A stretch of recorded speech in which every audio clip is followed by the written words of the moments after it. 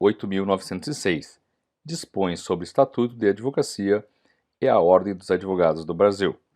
O Presidente da República faço saber que o Congresso Nacional decreta e eu sanciono a seguinte lei. Título 1 da Advocacia. Capítulo 1 da Atividade da Advocacia. Artigo 1º. São atividades privativas de advocacia. Inciso 1. A postulação a órgão do Poder Judiciário e aos juízes especiais. Inciso 2. As atividades de consultoria, assessoria e direção jurídicas. Parágrafo 1º. Não se inclui na atividade privativa de advocacia a impetração de habeas corpus em qualquer instância ou tribunal. Parágrafo 2º. Os atos e contratos constitutivos de pessoas jurídicas, sob pena de nulidade, só podem ser admitidos a registro nos órgãos competentes quando visados por advogados. Parágrafo 3º. É vedada a divulgação de advocacia em conjunto com outra atividade. Artigo 2º. O advogado é indispensável à administração da justiça. Parágrafo 1º. No seu ministério privado, o advogado presta serviço público e exerce função social. Parágrafo 2º. No processo judicial, o advogado contribui na postulação de decisão favorável ao seu constituinte, ao convencimento do julgador e seus atos constituem munus público. Parágrafo 3º. No exercício da profissão, o advogado é inviolável por seus atos e manifestações, nos limites desta lei. Artigo 3º.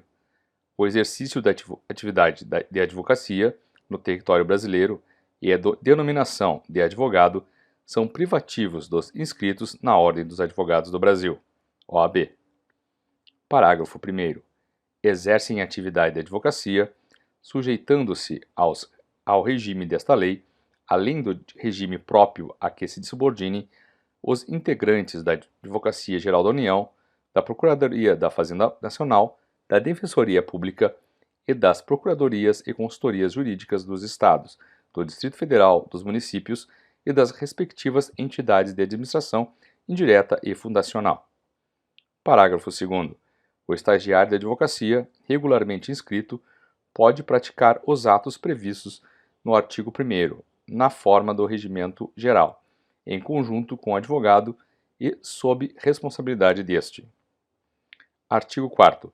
São nulos os atos privativos de advogado praticados por pessoa não inscrita na OAB, sem prejuízo das sanções civis, penais e administrativas. Parágrafo único. São também nulos os atos praticados por advogado impedido, no âmbito do impedimento, suspenso, licenciado ou se passar a exercer atividade incompatível com a advocacia. Artigo 5º. O advogado postula em juízo ou fora dele, fazendo prova do mandato. Parágrafo 1º. O advogado, afirmando urgência, pode atuar sem procuração, obrigando-se a apresentá-la no prazo de 15 dias, prorrogável por igual período. Parágrafo 2º. A procuração, para o foro em geral, habilita o advogado a praticar todos os atos judiciais, em qualquer juízo ou instância, salvo os que exijam poderes especiais. Parágrafo 3º. O advogado que renunciar ao mandato continuará, durante os 10 dias seguintes à notificação da renúncia, a representar o mandante, salvo se for substituído antes do término deste prazo. Capítulo 2 dos Direitos do Advogado. Artigo 6º. Não há hierarquia nem subordinação entre advogados, magistrados e membros do Ministério Público, devendo todos tratar-se com consideração e respeito recíprocos. Parágrafo único. As autoridades, os servidores públicos e os serventuários da Justiça devem dispensar ao advogado, no exercício da profissão, tratamento compatível com a dignidade da advocacia e condições adequadas a seu desempenho. Artigo 7º. São direitos do advogado. Inciso 1. Exercer com liberdade a profissão em todo o território nacional. Inciso 2. A inviolabilidade de seu escritório, ou local de trabalho, bem como de seus instrumentos de trabalho, de sua correspondência escrita, eletrônica, telefônica e telemática, desde que relativas ao exercício da advocacia. Inciso 3.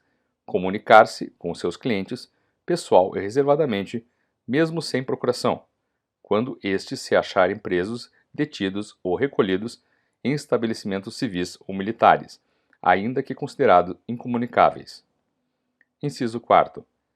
Ter a presença de representante da OAB quando preso em flagrante, por motivo ligado ao exercício da advocacia, para a lavratura de auto respectivo, sob pena de nulidade, e nos demais casos a comunicação expressa à seccional da OAB. Inciso 5. Não ser recolhido preso antes de sentença transitada em julgado, senão em sala maior de Estado Maior, com instalações e comodidades condignas e, na sua falta, em prisão domiciliar. Inciso 6. Ingressar livremente, a linha A, nas salas de sessões dos tribunais, mesmo além dos cancelos que separam a parte reservada aos magistrados. A linha B, nas salas e dependências de audiências, secretarias, cartórios, ofícios de justiça, serviços notariais e de registro, e no caso de delegacias e prisões, mesmo fora da hora de expediente, independentemente da presença de seus titulares. A linha C, em qualquer edifício ou recinto em que funcione repartição judicial ou outro serviço público onde o advogado deva praticar ato ou colher prova ou informação útil ao exercício da atividade profissional, dentro do expediente ou fora dele, e ser atendido desde que se ache presente qualquer servidor ou empregado. A linha D, em qualquer assembleia ou reunião de que participe ou possa participar o seu cliente ou perante a qual este deva comparecer, desde que munido de poderes especiais. Inciso 7. Permanecer sentado ou em pé e retirar-se de quaisquer locais indicados no inciso anterior, independentemente de licença. Inciso 8. Dirigir-se diretamente aos magistrados nas salas e gabinetes de trabalho, independentemente de horário previamente marcado ou outra condição, observando-se a ordem de chegada. Inciso 10. Usar da palavra pela ordem em qualquer juízo ou tribunal, mediante intervenção sumária, para esclarecer equívoco ou dúvida surgida em relação a fatos, documentos ou afirmações que influam no julgamento, bem como para replicar acusação ou censura que lhe foram feitas. Inciso 11. Reclamar, verbalmente ou por escrito, perante qualquer juízo, tribunal ou autoridade, contra a inobservância de preceito de lei, regulamento ou regimento. Inciso 12. Falar sentado ou em pé, em juízo, tribunal ou órgão de deliberação coletiva da administração pública ou do Poder Legislativo. Inciso 13. Examinar em qualquer órgão dos poderes judiciário e legislativo ou da administração pública em geral, autos de processos findos ou em andamento, mesmo sem procuração, quando não estiverem sujeitos a sigilo ou segredo de justiça, assegurada a obtenção de cópias, com possibilidade de tomar apontamentos. Inciso 14. Examinar em qualquer instituição responsável por conduzir investigação, mesmo sem procuração, autos de flagrante e de investigações de qualquer natureza, findos ou em andamento, ainda que conclusos à autoridade, podendo copiar peças e tomar apontamentos em meio físico ou digital. Inciso 15. Ter vista dos processos judiciais ou administrativos de qualquer natureza, em cartório ou na repartição competente, ou retirá-los pelos prazos legais. Inciso 16. Retirar autos de processos findos, mesmo sem procuração, pelo prazo de 10 dias. Inciso 17. Ser publicamente desagravado quando ofendido no exercício da profissão ou em razão dela. Inciso 18. usar os símbolos privativos da profissão de advogado. Inciso 19. Recusar-se a depor como testemunha em processo no qual funcionou ou deva funcionar, ou sobre fato relacionado com pessoa de quem seja ou foi advogado, mesmo quando autorizado ou solicitado pelo constituinte, bem como sobre fato que constitua sigilo profissional. Inciso 20. Retirar-se do recinto onde se encontre aguardando pregão para ato judicial após 30 minutos do horário designado e ao qual ainda não tenha comparecido a autoridade que deva presidir a ele, mediante comunicação protocolizada em juízo. Inciso 21.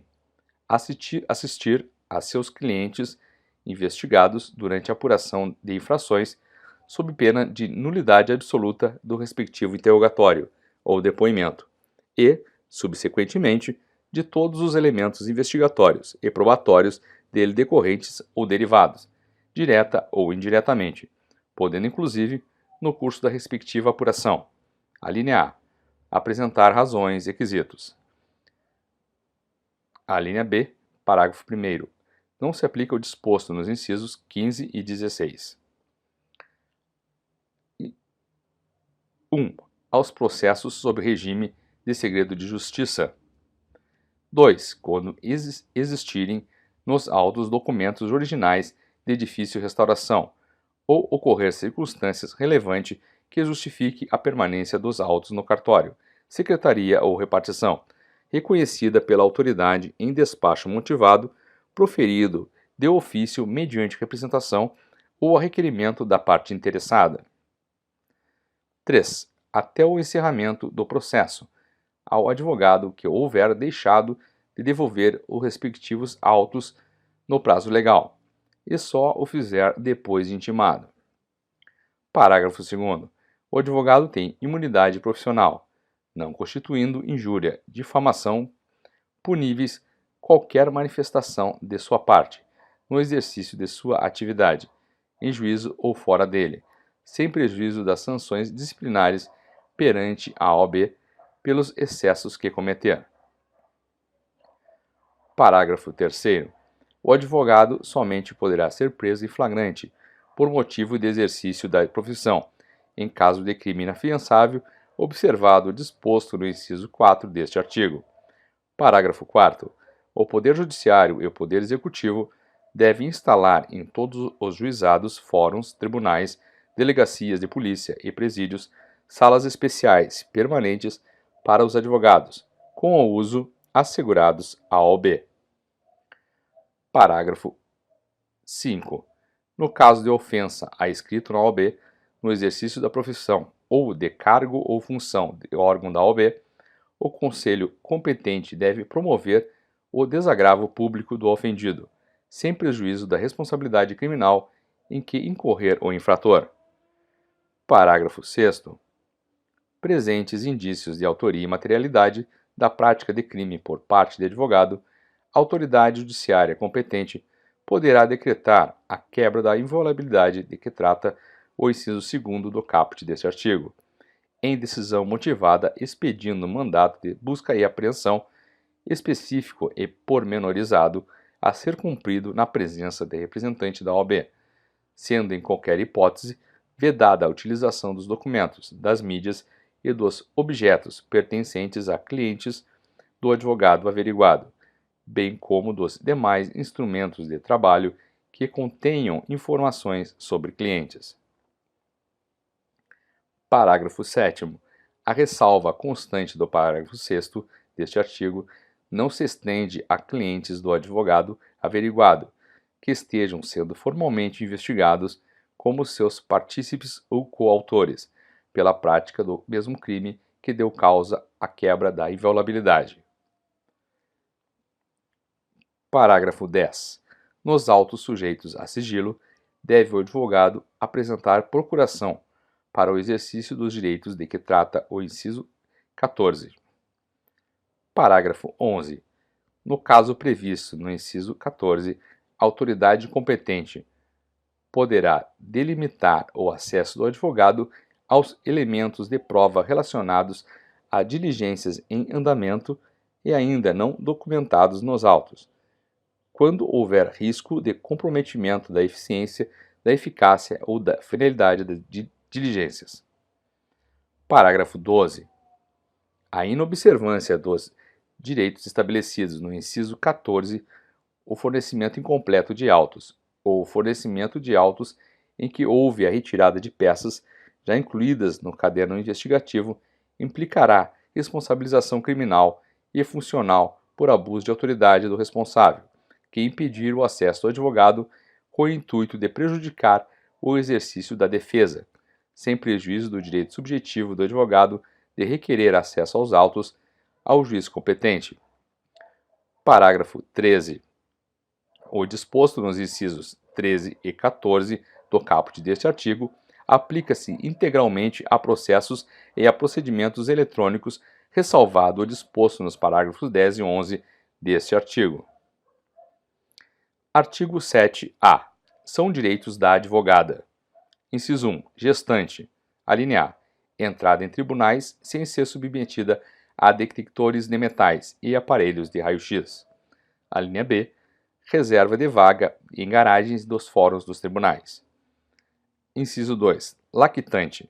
Adotante ou que der à luz acesso à creche onde houver ou a local adequado ao atendimento das necessidades do bebê. Inciso 3. Gestante, lactante, adotante ou que der à luz, preferência na ordem das sustentações orais e das audiências a serem realizadas a cada dia, mediante comprovação de sua condição. Inciso 4.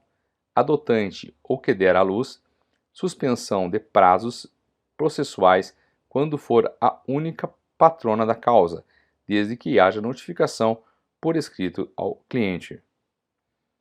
Parágrafo 1º. Os direitos previstos à advogada gestante ou lactante aplicam-se enquanto perdurar, respectivamente, o estado gravídico ou o período de amamentação. Parágrafo 2º.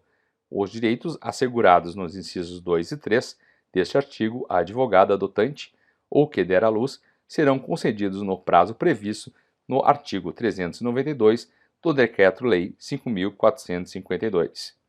Consolidação das Leis do Trabalho. Parágrafo 3º. O direito assegurado no inciso 4º deste artigo à advogada adotante ou que der à luz será concedido no prazo previsto no parágrafo 6º do artigo 313 da Lei 13.105, Código de Processo Civil. Capítulo 3 da inscrição. Artigo 8º. Para a inscrição como advogado é necessário, inciso 1, capacidade civil. 2. Diploma ou certidão de graduação em Direito, obtido em instituição de ensino oficialmente autorizada e credenciada. Inciso 3. Título de eleitor e quitação do serviço militar, se brasileiro. Inciso 4. Aprovação em exame da ordem. Inciso 5. Não exercer atividade incompatível com a advocacia. Inciso 6. Idoneidade moral. Inciso 7. Prestar compromisso perante o Conselho. Parágrafo 1º. O exame da ordem é regulamentado em provimento do Conselho Federal da OAB. Parágrafo 2º. O estrangeiro ou brasileiro, quando não graduado em Direito no Brasil, deve fazer prova do título de graduação, obtido em instituição estrangeira, devidamente revalidado, além de atender aos demais requisitos previstos neste artigo. Parágrafo 3º.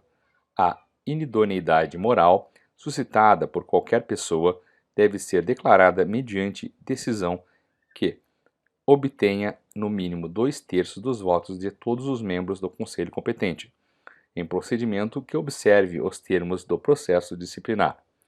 Parágrafo 4º. Não atende ao requisito de idoneidade moral aquele que tiver sido condenado por crime infamante, salvo reabilitação judicial. Artigo 9. Para inscrição como estagiário é necessário, inciso 1, preencher os requisitos mencionados nos incisos 1, 3, 5, 6 e 7 do artigo 8º. Inciso 2, ter sido admitido em estágio profissional de advocacia. Parágrafo 1º. O estágio profissional de advocacia, com duração de 2 anos, realizado nos últimos anos do curso jurídico, pode ser mantido pelas respectivas instituições de ensino superior, pelos conselhos da OAB ou por setores, órgãos jurídicos e escritórios de advocacia credenciados pela OAB, sendo obrigatório o estudo deste estatuto e do Código de Ética e Disciplina. Parágrafo 2º. A inscrição do estagiário é feita no Conselho Seccional, em cujo território se localize seu curso jurídico. Parágrafo 3º. O aluno de curso jurídico que exerça atividade incompatível com a advocacia pode frequentar o estágio ministrado pela respectiva instituição de ensino superior, para fins de aprendizagem, vedada a inscrição na OAB. Parágrafo 4º. O estágio profissional poderá ser cumprido por bacharel em Direito, que queira se inscrever na ordem. Artigo 10. A inscrição principal do advogado deve ser feita no Conselho Seccional, em cujo território pretende estabelecer o seu domicílio profissional, na forma do Regulamento Geral. Parágrafo 1º. Considera-se domicílio profissional a sede principal da atividade da advocacia, prevalecendo na dúvida o domicílio da pessoa física do advogado. Parágrafo 2º. Além da principal, o advogado deve promover a inscrição suplementar nos conselhos seccionais em cujos territórios passar a exercer habitualmente a profissão, considerando-se habitualidade a intervenção judicial que exceder de 5 causas por ano. Parágrafo 3º. No caso de mudança efetiva de domicílio profissional para outra unidade federativa, deve o advogado requerer a transferência de sua inscrição para o Conselho Seccional correspondente. Parágrafo 4º. O Conselho Seccional deve suspender o pedido de transferência ou de inscrição suplementar, ao verificar a existência de vício ou ilegalidade na inscrição principal, contra ela representando ao Conselho Federal. Artigo 11. Cancela-se a inscrição do profissional que, inciso 1, assim o requerer, 2, sofrer penalidade de exclusão, 3, falecer, 4, passar a exercer em caráter definitivo atividade incompatível com a advocacia, 5, perder qualquer um dos requisitos necessários para a inscrição. Parágrafo 1º. Ocorrendo uma das hipóteses dos incisos 2, 3 e 4, o cancelamento deve ser promovido de ofício pelo conselho competente ou em virtude de comunicação por qualquer pessoa. Parágrafo 2º. Na hipótese de novo pedido de inscrição, que não restaura o número de inscrição anterior, deve o interessado fazer prova dos requisitos dos incisos 1, 5, 6 e 7 do artigo 8º. Parágrafo 3º. Na hipótese do inciso 2º deste artigo, o novo pedido de inscrição também deve ser acompanhado de provas de reabilitação. Artigo 12. Licencia-se o profissional que, inciso 1, assim o requerer por motivo justificado. Inciso 2. Passar a exercer, em caráter temporário, atividade incompatível com o exercício da advocacia. Inciso 3. Sofrer doença mental considerada curável. Artigo 13. O documento de identidade profissional, na forma prevista no Regulamento Geral, é de uso obrigatório no exercício da atividade do advogado ou de estagiário e constitui prova de identidade civil para todos os fins legais. Artigo 14. É obrigatória a indicação do nome e do número de inscrição em todos os documentos assinados pelo advogado no exercício de sua atividade. Parágrafo único. É vedado anunciar ou divulgar qualquer atividade relacionada com o exercício da advocacia ou o uso da expressão escritório de advocacia, sem indicação expressa do nome e do número de inscrição dos advogados, que o integrem ou o número de registro da Sociedade de Advogados da OAB. Capítulo 4 da Sociedade de Advogados. Artigo 15. Os advogados podem reunir-se em sociedade simples de prestação de serviços de advocacia ou constituir sociedade unipessoal de advocacia na forma disciplinada nesta lei e no regulamento geral. Parágrafo 1º. A sociedade de advogados e a sociedade unipessoal de advocacia adquirem personalidade jurídica, com o registro aprovado dos atos constitutivos no Conselho Seccional da OAB, em cuja base territorial tiver sede. Parágrafo 2º. Aplica-se sociedade de advogados e a sociedade unipessoal de advocacia o Código de Ética e Disciplina no que couber. Parágrafo 3º. As procurações devem ser outorgadas individualmente aos advogados e indicar a sociedade de quem faça parte. Parágrafo 4º. Nenhum advogado pode integrar mais de uma sociedade de advogados, constituir mais de uma sociedade unipessoal de advocacia, ou integrar simultaneamente uma sociedade de advogados e uma sociedade unipessoal de advocacia, com sede ou filial na mesma área territorial do respectivo conselho seccional. Parágrafo 5º. O ato de constituição de filial deve ser averbado no registro da sociedade e arquivado no conselho seccional onde se instalar, ficando os sócios, inclusive o titular da sociedade unipessoal de advocacia, obrigados à inscrição suplementar. Parágrafo 6º. Os advogados sócios de uma mesma sociedade profissional não podem representar em juízo clientes de interesses opostos. Parágrafo 7º. A sociedade unipessoal de advocacia pode resultar da concentração por um advogado das cotas de uma sociedade de advogados, independentemente das razões que motivaram tal concentração. Artigo 16. Não são admitidas a registro nem podem funcionar todas as espécies de sociedades de advogados que apresentem forma ou características de sociedade empresária, que adotem denominação de fantasia, que realizem atividades estranhas à advocacia, que incluam como sócio ou titular de sociedade unipessoal de advocacia, pessoa não inscrita como advogado ou totalmente proibida de advogar. Parágrafo 1º. A razão social deve ter obrigatoriamente o nome de pelo menos um advogado responsável pela sociedade, podendo permanecer o de sócio falecido, desde que prevista tal possibilidade no ato constitutivo. Parágrafo 2º. O licenciamento do sócio para exercer atividade incompatível com a advocacia, em caráter temporário, deve ser averbado no registro da sociedade, não alterando sua constituição. Parágrafo 3º. É proibido o registro nos cartórios de registro civil de pessoas jurídicas e nas juntas comerciais de sociedade que inclua, entre outras finalidades, a atividade de advocacia. Parágrafo 4º. A denominação de sociedade unipessoal de advocacia deve ser obrigatoriamente formada pelo nome do seu titular, completo ou parcial, com a expressão sociedade individual de advocacia. Artigo 17. Além da sociedade, o sócio e o titular da sociedade individual de advocacia responde subsidiariamente e ilimitadamente pelos danos causados aos clientes por ação ou omissão no exercício da advocacia, sem prejuízo da responsabilidade disciplinar em que possam incorrer. Artigo 5 do advogado empregado. Artigo 18. A relação de emprego na qualidade de advogado não retira a isenção técnica nem reduz a independência profissional inerentes à advocacia.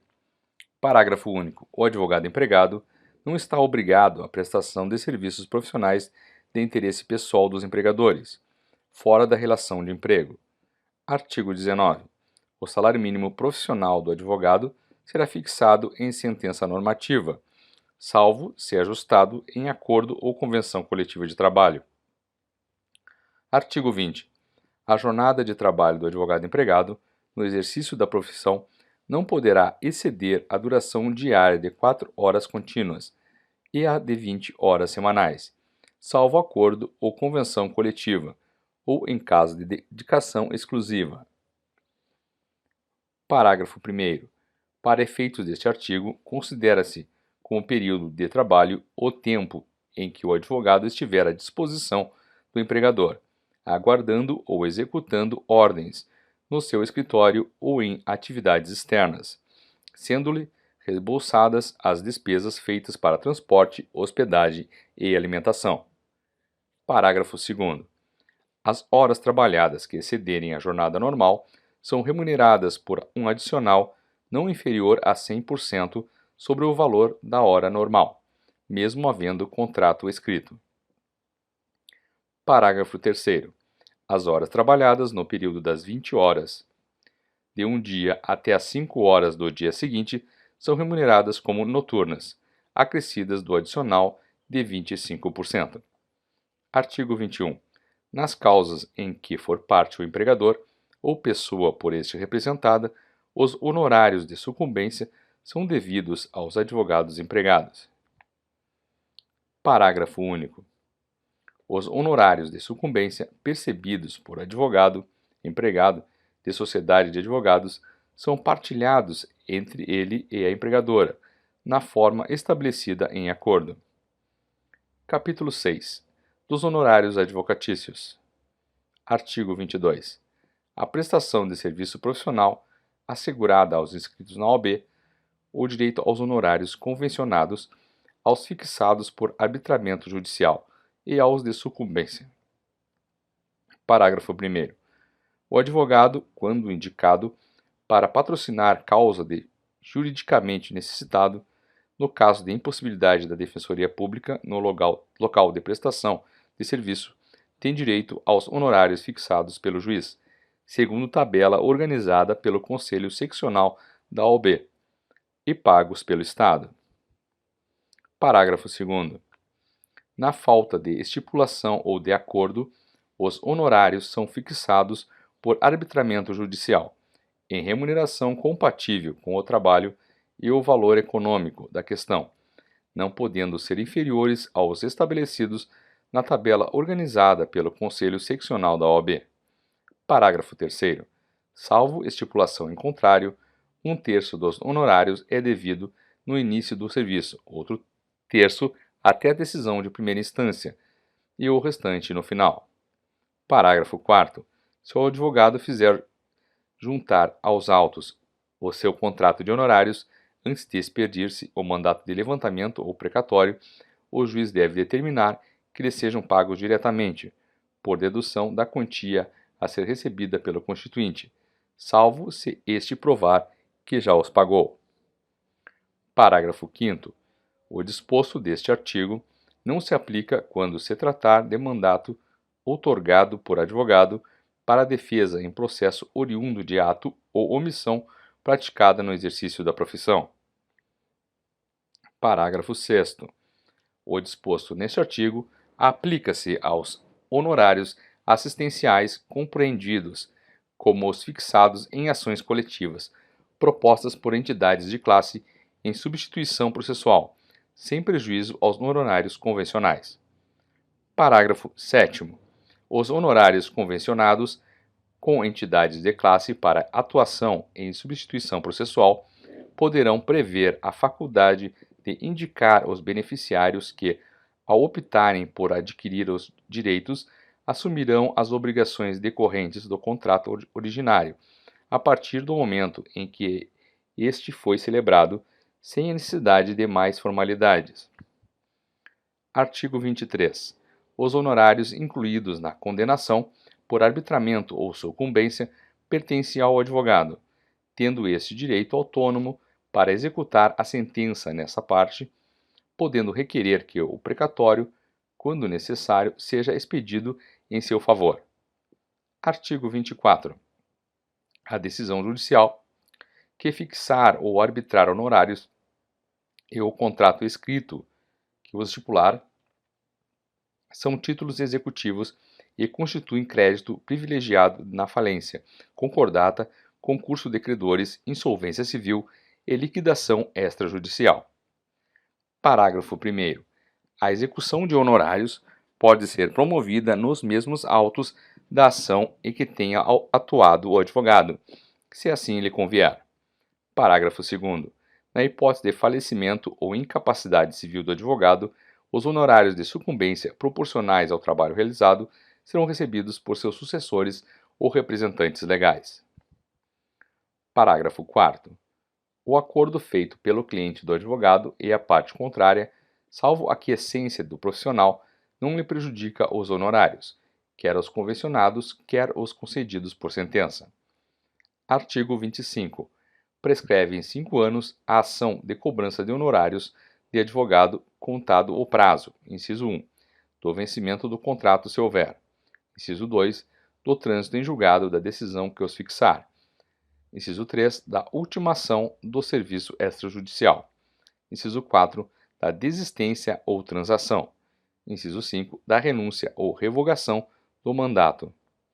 Artigo 25-A. Prescreve em 5 anos a ação de prestação de contas pelas quantias recebidas pelo advogado de seu cliente ou de terceiros por conta dele. Artigo 34, inciso 21. Artigo 26. O advogado subestabelecido, com reserva de poderes, não pode cobrar honorários sem intervenção daquele que lhe conferiu o subestabelecimento. Capítulo 7. Nas incompatibilidades e impedimentos. Artigo 27. A incompatibilidade determina a proibição total e o impedimento a proibição parcial do exercício da advocacia. Artigo 28. A advocacia é incompatível, mesmo em causa própria, com as seguintes atividades. Inciso 1. Chefe do Poder Executivo e membros da Mesa do Poder Legislativo e seus substitutos legais. Inciso 2. Membros de órgãos do Poder Judiciário, do Ministério Público, dos tribunais e conselhos de contas, dos juizados especiais, da Justiça de Paz, juízes classistas, bem como de todos os que exerçam função de julgamento em órgãos de deliberação coletiva, da administração pública direta ou indireta. Inciso 3º.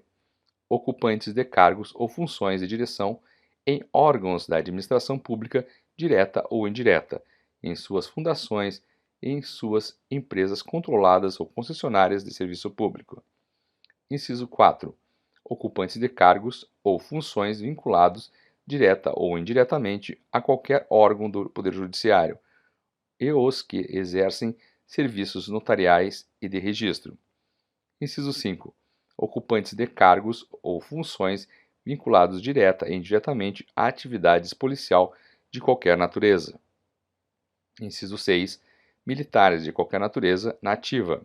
Inciso 7. Ocupantes de cargos ou funções que tenham competência de lançamento, arrecadação ou fiscalização de tributos e contribuições para fiscais. Inciso 8. Ocupantes de funções de direção e gerência em instituições financeiras, inclusive privadas. Parágrafo 1º. A incompatibilidade permanece mesmo que o ocupante do cargo ou função deixe de exercê-lo temporariamente. Parágrafo 2º. Não se inclui nas hipóteses do inciso 3º os que não detenham poder de decisão relevante sobre interesse de terceiro, a juízo do conselho competente da OAB, bem como a administração acadêmica diretamente relacionada ao magistério jurídico. Artigo 29. Os procuradores-gerais, advogados-gerais, defensores-gerais e dirigentes de órgãos jurídicos da administração pública direta, indireta e fundacional são exclusivamente legitimados para o exercício da advocacia vinculada à função que exercem durante o período da investidura. Artigo 30. São impedidos de exercer a advocacia. Inciso 1. Os servidores da administração direta, indireta e fundacional contra a fazenda pública que os remunere ou a qual seja vinculada a entidade empregadora. Inciso 2. Os membros do Poder Legislativo em seus diferentes níveis, contra ou a favor das pessoas jurídicas de direito público, empresas públicas, sociedades de economia mista, fundações públicas, entidades paraestatais ou empresas concessionárias. Capítulo 8. da ética do advogado. Artigo 31. O advogado deve proceder de forma que o torne merecedor de respeito e que contribua para o prestígio da classe e da advocacia. O advogado, no exercício da profissão, deve manter independência em qualquer circunstância. Parágrafo 2º. Nenhum receio de desagradar o magistrado ou a qualquer autoridade, nem de incorrer em impopularidade, deve deter o advogado no exercício da profissão. Artigo 32. O advogado é responsável pelos atos que, no exercício profissional, praticar com dolo ou culpa. Parágrafo único. Em caso de lide temerária, o advogado será solidariamente responsável com o seu cliente, desde que coligado com este para lesar a parte contrária, o que será apurado em ação própria. Artigo 33. O advogado obriga-se a cumprir rigorosamente os deveres consignados no Código de Ética e Disciplina. Parágrafo único. O Código de Ética e Disciplina regula os deveres do advogado para com a comunidade, o cliente ou outro profissional e ainda a publicidade, a recusa do patrocínio, o dever de assistência jurídica, o dever geral de urbanidade e os respectivos procedimentos disciplinares. Capítulo 9. Das infrações e sanções disciplinares. Artigo 34. Constitui infração disciplinar, inciso 1, exercer a profissão quando impedido de fazê-lo, ou facilitar por qualquer meio o exercício aos não inscritos, proibidos ou impedidos. Inciso 2, manter sociedade profissional fora das normas e preceitos estabelecidos nesta lei. Inciso 3, valer-se de agenciador de causas, mediante participação nos honorários a receber. Inciso 4, angariar ou captar causas, com ou sem intervenção de terceiros. Inciso 5, assinar qualquer escrito destinado a processo judicial ou para fim extrajudicial, que não tenha feito ou em que não tenha colaborado.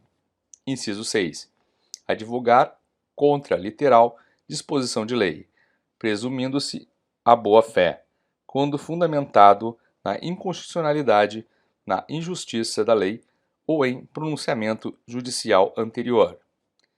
Inciso 7. Violar, sem justa causa, sigilo profissional. Inciso 8. Estabelecer entendimento com a parte adversa, sem autorização do cliente ou ciência do advogado contrário.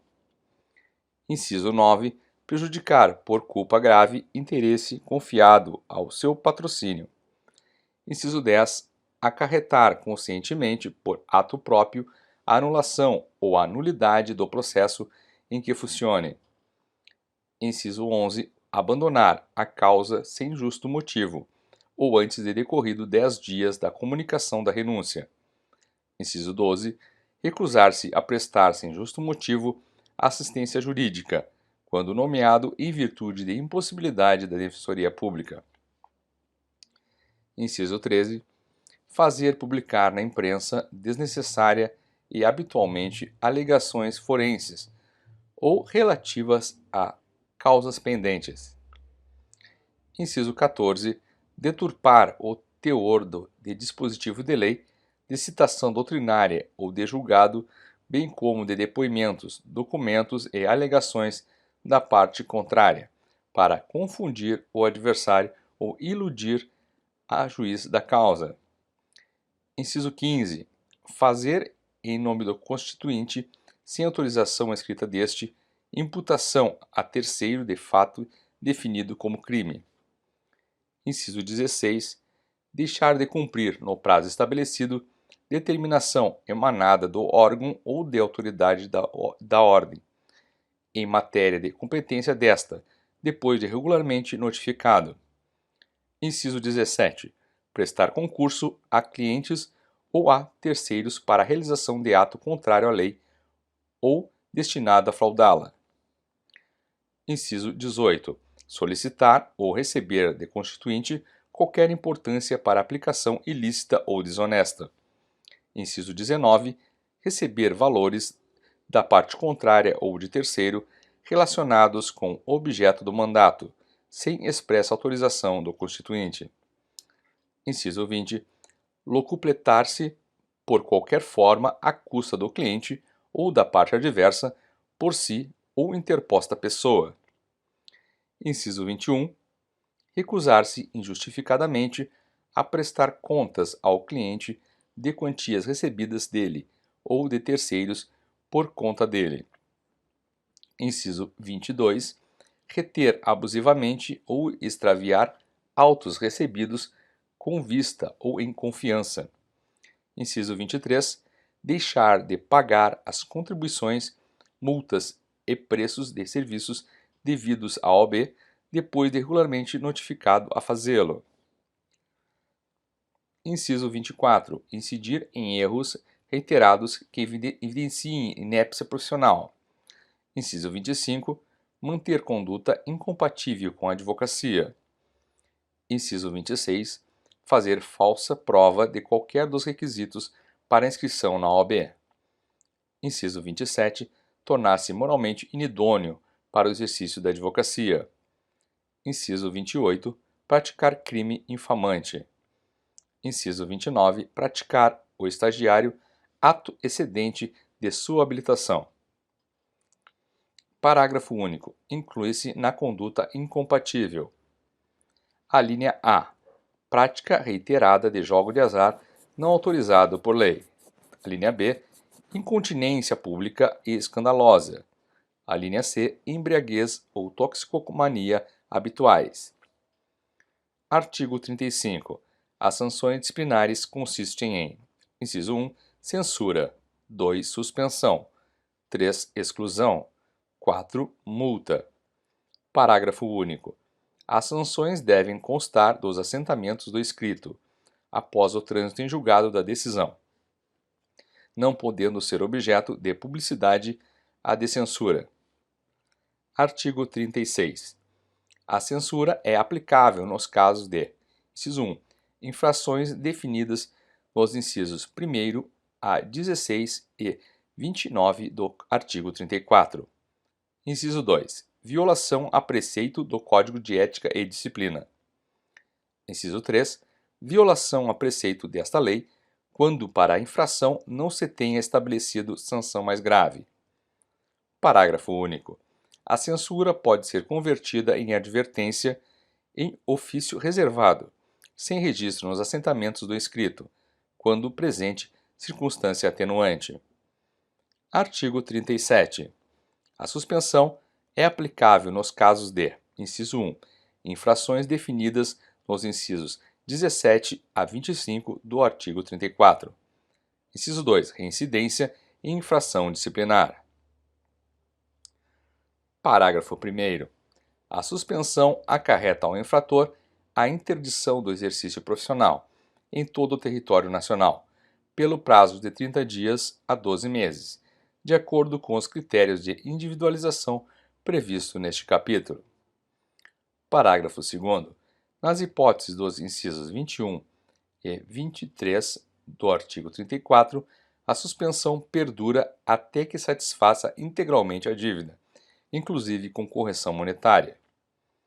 Parágrafo 3º. Na hipótese do inciso 24 do artigo 34, a suspensão perdura até que preste novas provas de habilitação. Artigo 38. A exclusão é aplicável nos casos de: inciso 1. Aplicação por 3 vezes de suspensão. Inciso 2. Infrações definidas nos incisos 26 a 28 do artigo 34. Parágrafo único. Para a aplicação da sanção disciplinar de exclusão, é necessária a manifestação favorável de 2/3 dos membros do Conselho Seccional competente. Artigo 39. A multa, variável entre o mínimo correspondente ao valor de uma anuidade e o máximo de seu décuplo, é aplicável cumulativamente com a censura ou suspensão, em havendo circunstâncias agravantes. Artigo 40. Na aplicação das sanções disciplinares, são consideradas, para fins de atenuação, as seguintes circunstâncias, entre outras. Inciso 1. Falta cometida na defesa de prerrogativa profissional. Inciso 2. Ausência de punição disciplinar anterior. Inciso 3. Exercício assíduo e proficiente de mandato ou cargo em qualquer órgão da OAB. Inciso 4. Prestação de relevantes serviços à advocacia ou à causa pública. Parágrafo único. Os antecedentes profissionais do inscrito, as atenuantes, o grau de culpa por ele revelada, as circunstâncias e as consequências da infração são considerados para o fim de decidir. A linha A, sobre a conveniência da aplicação cumulativa da multa e de outra sanção disciplinar. A linha B, sobre o tempo de suspensão e o valor da multa aplicáveis. Artigo 41. É permitido ao que tenha sofrido qualquer sanção disciplinar requerer 1 ano após seu cumprimento a reabilitação, em face de provas efetivas de bom comportamento. Parágrafo único. Quando a sanção disciplinar resultar da prática de crime, o pedido de reabilitação depende também da correspondente reabilitação criminal. Artigo 42. Fica impedido de exercer o mandato o profissional a quem forem aplicadas as sanções disciplinares de suspensão ou exclusão. Artigo 43. A pretensão à punibilidade das infrações disciplinares prescreve em 5 anos, contados da data da constatação oficial do fato. Parágrafo 1º. Aplica-se a prescrição a todo processo disciplinar paralisado por mais de 3 anos, pendente de despacho ou julgamento, devendo ser arquivado de ofício ou a requerimento da parte interessada, sem prejuízo de serem apuradas as responsabilidades pela paralisação. Parágrafo 2º. A prescrição interrompe-se, inciso 1, pela instauração de processo disciplinar ou pela notificação válida feita diretamente ao representado. Inciso 2, pela decisão condenatória recorrível de qualquer órgão julgador da OAB. Da Ordem dos Advogados do Brasil. Capítulo 1. Dos fins e da organização. Artigo 44. A Ordem dos Advogados do Brasil, OAB, serviço público dotada de personalidade jurídica e forma federativa, tem por finalidade, inciso 1, defender a Constituição e a ordem jurídica do Estado democrático de direito, os direitos humanos, a justiça social e pugnar pela boa aplicação das leis, pela prática da administração da justiça e pelo aperfeiçoamento da cultura e das instituições jurídicas. Inciso 2. Promover com exclusividade a representação, a defesa, a seleção e a disciplina dos advogados em toda a República Federativa do Brasil. Parágrafo 1º. A OAB não mantém com órgãos da administração pública qualquer vínculo funcional ou hierárquico. Parágrafo 2º. O uso da sigla OAB é privativo da Ordem dos Advogados do Brasil. Artigo 45. São órgãos da OAB: Conselho Federal, os conselhos seccionais, as subseções, as caixas de assistência dos advogados. Parágrafo 1º. O Conselho Federal, dotado de personalidade jurídica própria, com sede na capital da República, é o órgão supremo da OAB. Parágrafo 2º. Os conselhos seccionais, dotados de personalidade jurídica própria, têm jurisdição sobre os respectivos territórios dos Estados-membros, do Distrito Federal e dos territórios. Parágrafo 3º. As subseções são partes autônomas do Conselho Seccional, na forma desta lei e de seu ato constitutivo. Parágrafo 4º. As caixas de assistência dos advogados, dotadas de personalidade jurídica própria, são criadas pelos conselhos seccionais, quando estes contarem com mais de 1.500 inscritos. Parágrafo 5º. A OAB pode constituir serviço público, goza de imunidade tributária total em relação a seus bens, rendas e serviços. Parágrafo 6º. Os atos conclusivos dos órgãos da OAB, salvo quando reservados ou de administração interna, devem ser publicados na imprensa oficial ou afixados no fórum na íntegra ou em resumo. Artigo 46. Compete à OAB fixar e cobrar de seus inscritos contribuições, preços de serviços e multas. Parágrafo único. Constitui título executivo extrajudicial a certidão passada pela diretoria do Conselho competente, relativa a crédito previsto neste artigo. Artigo 47. O pagamento da contribuição anual à OAB isenta os inscritos nos seus quadros do pagamento obrigatório de contribuição sindical. Artigo 48. O cargo de conselheiro ou de membro da diretoria de órgão da OAB é de exercício gratuito e obrigatório, considerado serviço público relevante, inclusive para fins de disponibilidade e aposentadoria. Artigo 49. Os presidentes dos conselhos e das subseções da OAB têm legitimidade para agir, judicial e extrajudicialmente, contra qualquer pessoa que infringir as disposições ou os fins desta lei. Parágrafo único. As autoridades mencionadas no caput deste artigo têm ainda legitimidade para intervir, inclusive como assistentes, nos inquéritos e processos em que sejam indiciados, acusados ou ofendidos os inscritos na OAB. Artigo 50. Para os fins desta lei, os presidentes dos conselhos da OAB e das subseções podem requisitar cópias de peças, de autos e documentos a qualquer tribunal, magistrado, cartório e órgão da administração pública direta, indireta e fundacional. Capítulo 2 do Conselho Federal. Artigo 51. O Conselho Federal compõe-se: inciso 1. Dos conselheiros federais integrantes das delegações de cada unidade federativa. Inciso 2. Dos seus ex-presidentes na qualidade de membros, honorários vitalícios. Parágrafo 1º. Cada delegação é formada por 3 conselheiros federais. Parágrafo 2º. Os ex-presidentes têm direito apenas à voz nas sessões. Artigo 52. Os presidentes dos conselhos seccionais, nas sessões do Conselho Federal, têm lugar reservado junto à delegação respectiva e direito somente à voz. Artigo 53. O Conselho Federal tem sua estrutura e funcionamento definidos no Regulamento Geral da OAB. Parágrafo 1º. O presidente, nas deliberações do Conselho, tem apenas o voto de qualidade. Parágrafo 2º. O voto é tomado por delegação e não pode ser exercido nas matérias de interesse da unidade que represente. Parágrafo 3º. Na eleição para a escolha da diretoria do Conselho Federal, cada membro da delegação terá direito a um voto, vedado aos membros honorários vitalícios. Artigo 54.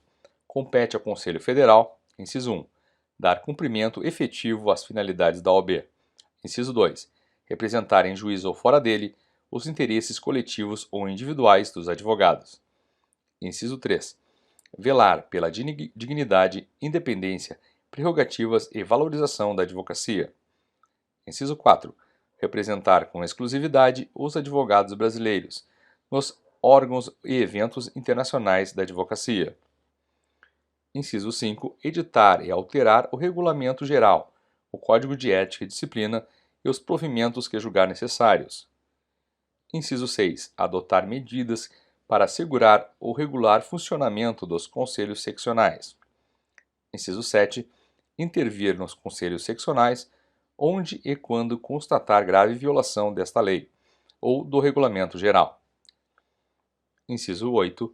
Cassar ou modificar de ofício ou mediante representação qualquer ato que de órgão ou autoridade da OAB, contrário a esta lei, ao Regulamento Geral, ao Código de Ética e Disciplina e aos provimentos, ouvida a autoridade ou o órgão em causa. Inciso 9.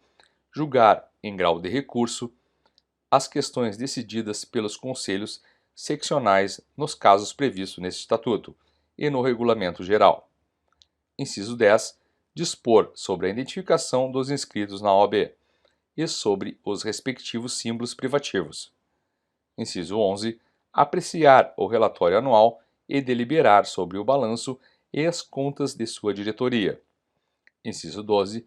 Homologar ou mandar suprir relatório anual, o balanço e as contas dos conselhos seccionais. Inciso 13. Elaborar as listas constitucionalmente previstas para o preenchimento dos cargos nos tribunais judiciários de âmbito nacional ou interestadual, com advogados que estejam em pleno exercício da profissão, vedada a inclusão de nome de membro do próprio Conselho ou de outro órgão da OAB. Inciso 14. Ajuizar a ação direta de inconstitucionalidade de normas legais e atos normativos. Ação civil pública, mandato de segurança coletivo, mandato de injunção e demais ações cuja legitimação lhe seja outorgada por lei. Inciso 15.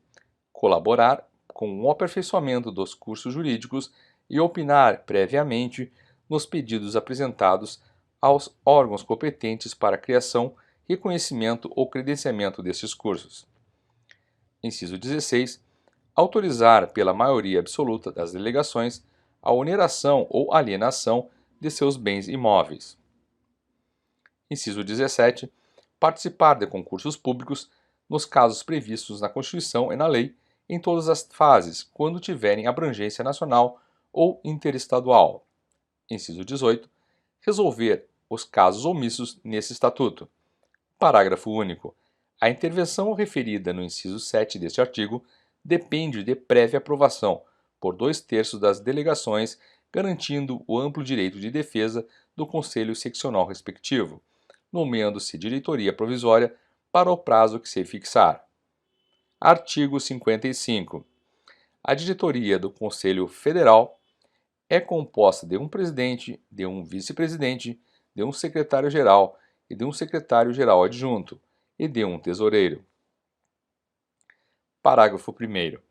O presidente exerce a representação nacional e internacional da OAB, competindo-lhe convocar o Conselho Federal, presidi-lo, representá-lo ativa e passivamente, em juízo ou fora dele, promover-lhe a administração patrimonial e dar execução às suas decisões. Parágrafo 2º. O Regulamento Geral define as atribuições dos membros da diretoria e a ordem de substituição em caso de vacância, licença, falta ou impedimento. Parágrafo 3º. Nas deliberações do Conselho Federal, os membros da diretoria votam como membros de suas delegações, cabendo ao presidente apenas o voto de qualidade e o direito de embargar a decisão, se esta não for unânime. Capítulo 3 do Conselho Seccional. Artigo 56. O Conselho Seccional compõe-se de conselheiros em número proporcional ao de seus inscritos, segundo critérios estabelecidos no Regulamento Geral. Parágrafo 1º. São membros honorários vitalícios os seus ex-presidentes, somente com direito a voz em suas sessões. Parágrafo 2º. O presidente do Instituto dos Advogados local é membro honorário, somente com direito a voz nas sessões do Conselho. Parágrafo 3º. Quando presentes às sessões do Conselho Seccional, o presidente do Conselho Federal, os conselheiros federais integrantes da respectiva delegação, o presidente da Caixa de Assistência dos Advogados e os presidentes das subseções têm direito à voz. Artigo 57. O Conselho Seccional exerce e observa no respectivo território as competências, vedações e funções atribuídas ao Conselho Federal, no que couber e no âmbito de sua competência material e territorial, e as normas gerais estabelecidas nesta lei, no Regulamento Geral, no Código de Ética e Disciplina e nos provimentos. Artigo 58. Compete privativamente ao Conselho Seccional, inciso 1, editar seu regimento interno e resoluções. Inciso 2. Criar as subseções e a Caixa de Assistência dos Advogados. Inciso 3. Julgar em grau de recurso as questões decididas por seu presidente, por sua diretoria, pelo Tribunal de Ética e Disciplina, pelas diretorias das subseções e da Caixa de Assistência dos Advogados. Inciso 4. Fiscalizar a aplicação da receita, apreciar o relatório anual e deliberar sobre o balanço e as contas de sua diretoria, das diretorias das subseções e da Caixa de Assistência dos Advogados. Inciso 5. Fixar a tabela de honorários válida para todo o território estadual. Inciso 6. Realizar o exame de ordem. Inciso 7. Decidir os pedidos de inscrição nos quadros de advogados e estagiários. Inciso 8. Manter cadastro de seus inscritos. Inciso 9. Fixar, alterar e receber contribuições obrigatórias, preços de serviços e multas. Inciso 10. Participar da elaboração dos concursos públicos em todas as suas fases, nos casos previstos na Constituição e nas leis, no âmbito de seu território. Inciso 11. Determinar com exclusividade critérios para o traje dos advogados no exercício profissional. Inciso 12. Aprovar e modificar seu orçamento anual. Inciso 13. Definir a composição e o funcionamento do Tribunal de Ética e Disciplina e escolher seus membros.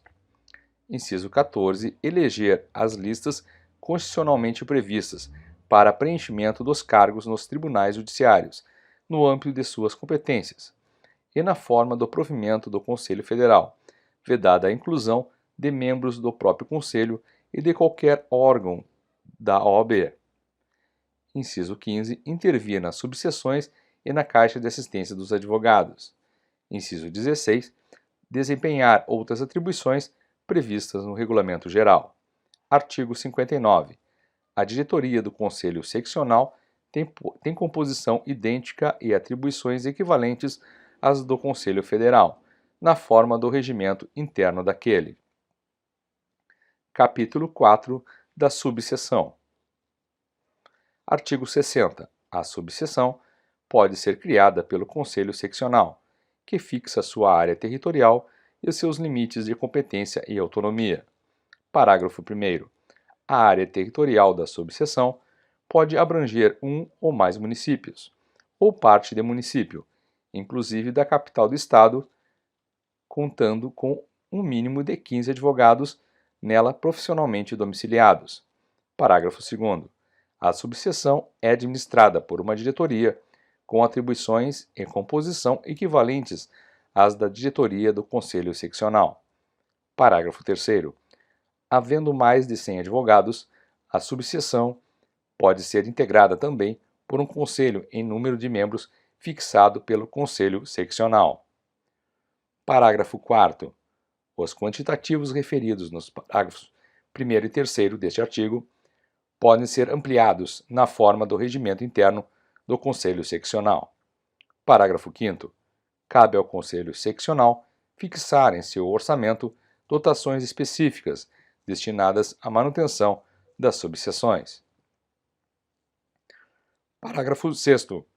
O Conselho Seccional, mediante o voto de 2/3 de seus membros, pode intervir nas subseções onde constatar grave violação desta lei ou do regimento interno daquele. Artigo 61. Compete à subseção, no âmbito de seu território: inciso 1. Dar cumprimento efetivo às finalidades da OAB. Inciso 2.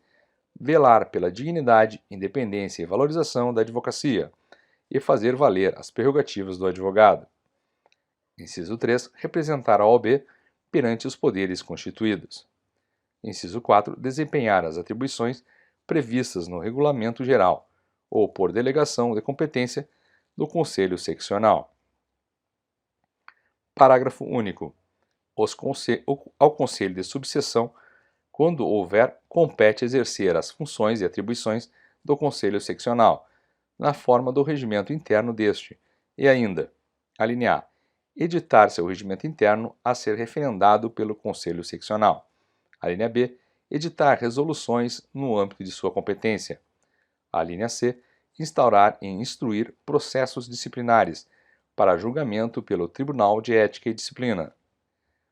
Alínea D, receber pedido de inscrição nos quadros de advogado e estagiário, instruindo e emitindo parecer prévio para a decisão do Conselho Seccional. Capítulo 5. Da Caixa de Assistência dos Advogados. Artigo 62. A Caixa de Assistência dos Advogados, com personalidade jurídica própria, destina-se a prestar assistência aos inscritos no Conselho Seccional a que se vincule. Parágrafo 1º.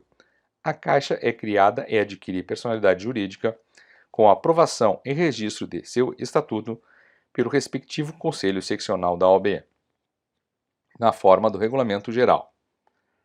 Parágrafo 2º. A Caixa pode, em benefício dos advogados, promover a seguridade complementar. Parágrafo 3º. Compete ao Conselho Seccional fixar contribuição obrigatória devida por seus inscritos, destinada à manutenção do disposto no parágrafo anterior, incidente sobre atos decorrentes do efetivo exercício da advocacia.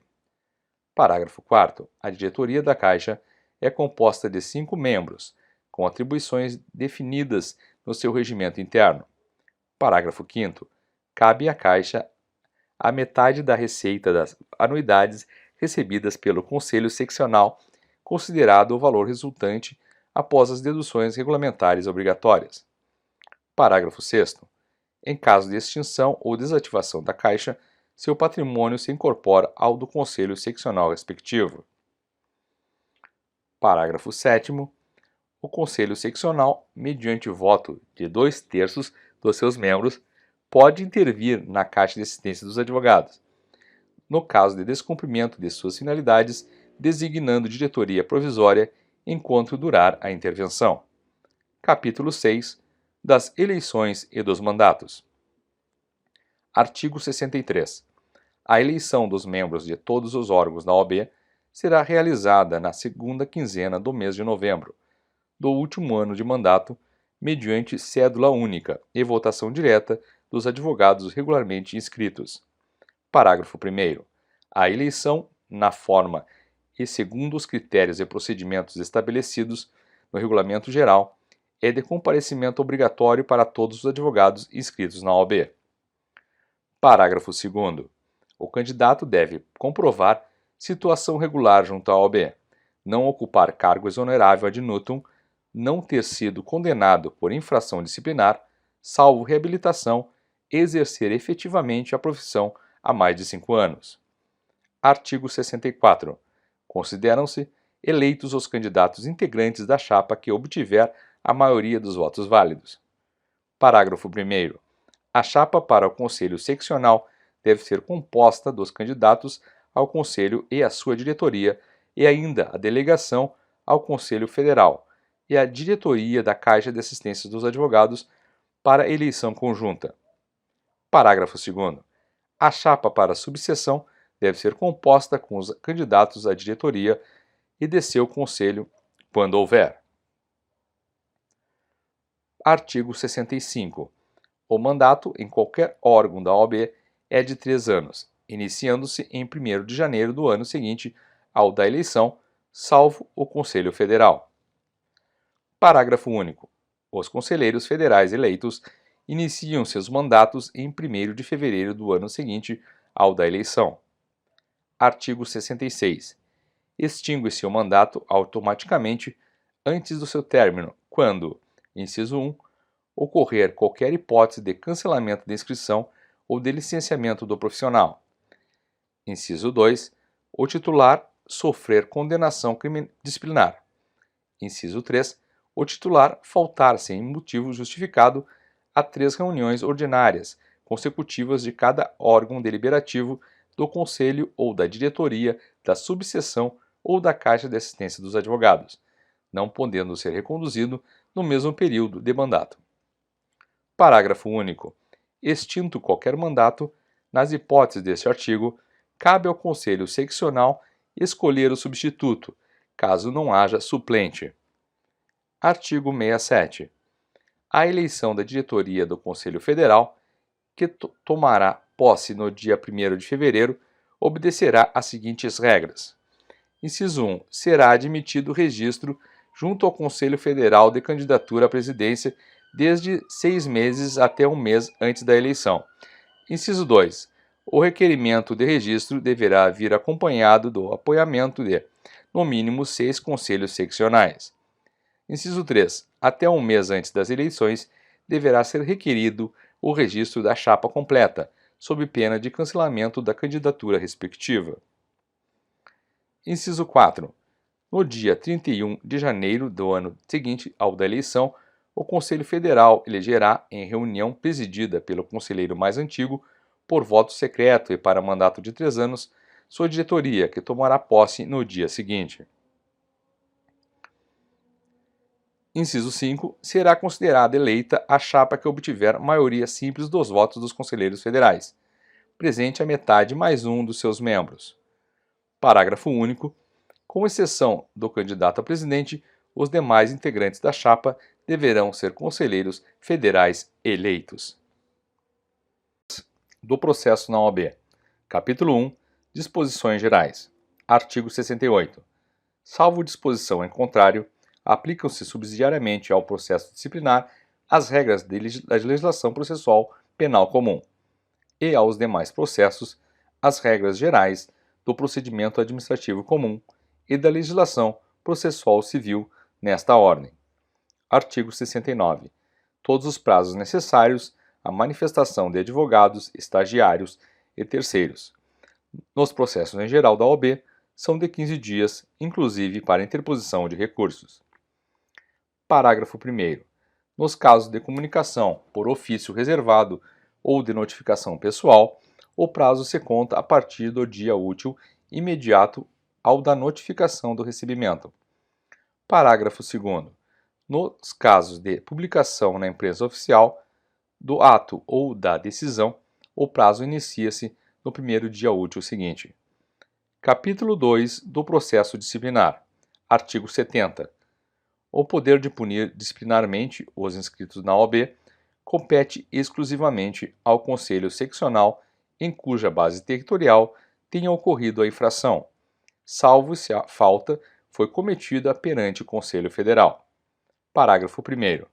Cabe ao Tribunal de Ética e Disciplina do Conselho Seccional competente julgar os processos disciplinares, instruídos pelas subseções ou por relatores do próprio Conselho. Parágrafo 2º. A decisão condenatória irrecorrível deve ser imediatamente comunicada ao Conselho Seccional, onde o representado tenha inscrição principal, para constar dos respectivos assentamentos. Parágrafo 3º.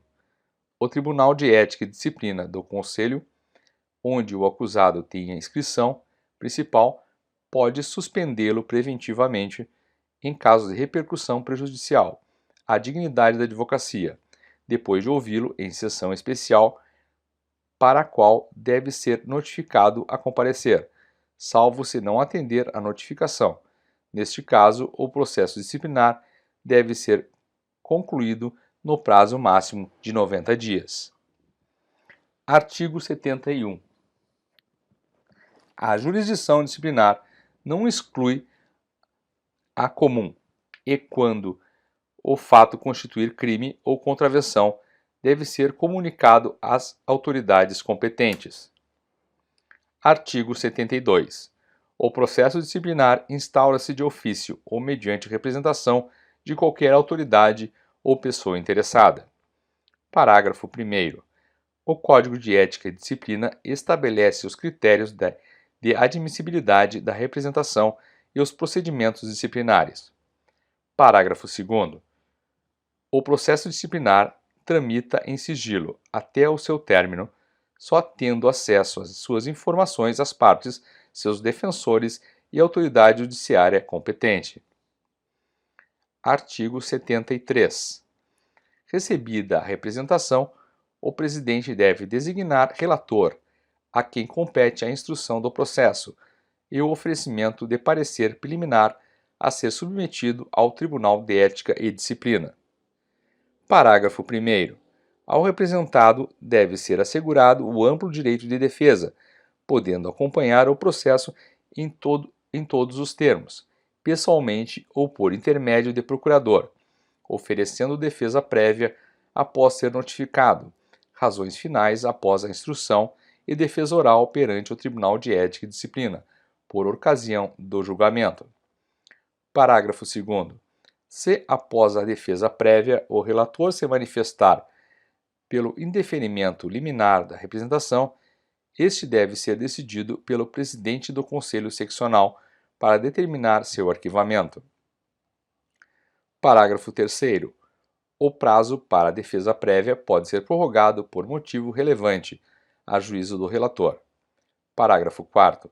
Se o representado não for encontrado ou for revel, o presidente do Conselho ou da subseção deve designar-lhe defensor dativo. Parágrafo 5º. É também permitida a revisão do processo disciplinar por erro de julgamento ou por condenação baseada em falsa prova. Artigo 74. O Conselho Seccional pode adotar as medidas administrativas e judiciais pertinentes, objetivando a que o profissional suspenso ou excluído devolva os documentos de identificação. Capítulo 3 dos recursos. Artigo 75. Cabe recurso ao Conselho Federal de todas as decisões definitivas proferidas pelo Conselho Seccional, quando não tenham sido unânimes ou, sendo unânimes, contrariem esta lei, decisão do Conselho Federal ou de outro Conselho Seccional, e ainda o Regulamento Geral, o Código de Ética e Disciplina e os provimentos. Parágrafo único. Além dos interessados, o presidente do Conselho Seccional é legitimado a interpor o recurso referido neste artigo. Artigo 76.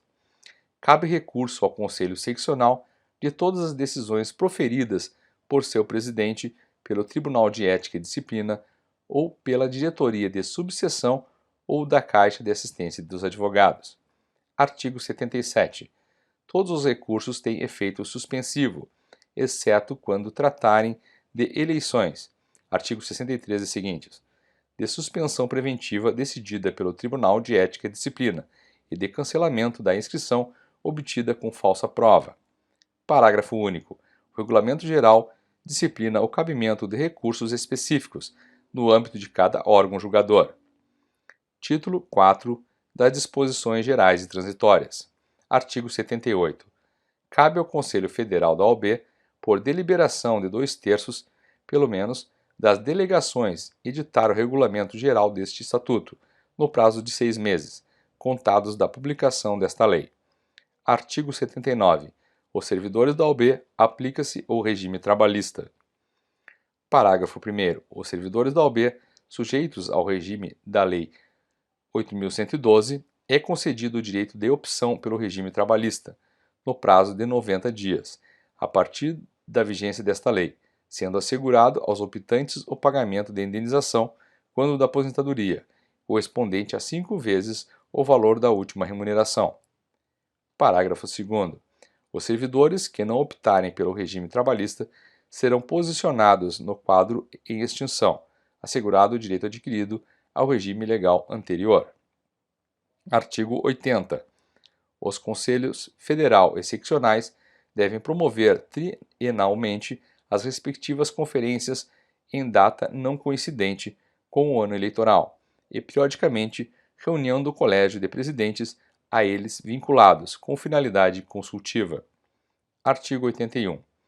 Não se aplicam aos que tenham assumido originariamente o cargo de presidente do Conselho Federal ou dos Conselhos Seccionais até a data da publicação desta lei, as normas contidas no título 2º, acerca da composição desses conselhos, ficando assegurado o pleno direito de voz e voto em suas sessões.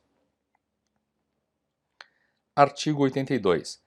Aplicam-se as alterações previstas nesta lei quanto a mandatos, eleições, composição e atribuições dos órgãos da OAB, a partir do término do mandato dos atuais membros, devendo os Conselhos Federal e Seccionais disciplinarem os respectivos procedimentos de adaptação. Parágrafo único. Os mandatos dos membros dos órgãos da OAB, eleitos na primeira eleição, sobre a vigência desta lei e na forma do capítulo 6 do título 2, terão início no dia seguinte ao término dos atuais mandatos, encerrando-se em 31 de dezembro do terceiro ano do mandato em 31 de janeiro do terceiro ano do mandato, neste caso com relação ao Conselho Federal. Artigo 83. Não se aplica o disposto no artigo 28, inciso 2 desta lei, aos membros do Ministério Público, que na data de promulgação da Constituição se incluam na previsão do artigo 29, parágrafo 3º, do seu ato das disposições constitucionais transitórias. Artigo 84. O estagiário, inscrito no respectivo quadro, fica dispensado do exame de ordem, desde que comprove, em até 2 anos da promulgação desta lei, o exercício e resultado do estágio profissional ou a conclusão, com aproveitamento do estágio de prática forense e organização judiciária realizado junto à respectiva faculdade na forma da legislação em vigor. Artigo 85. O Instituto dos Advogados Brasileiros e as instituições a ele filiadas têm qualidade para promover perante a OAB o que julgarem do interesse dos advogados em geral, ou de qualquer de seus membros. Artigo 86. Esta lei entra em vigor na data de sua publicação. Artigo 87. Revogam-se as disposições em contrário, especialmente a Lei 4.215, a Lei 5.390, Decreto-Lei 505, Lei 5.681, Lei 5.842, Lei 5.960, Lei 6.743, Lei 6.884, Lei 6.994, mantidos os efeitos da Lei 7.346.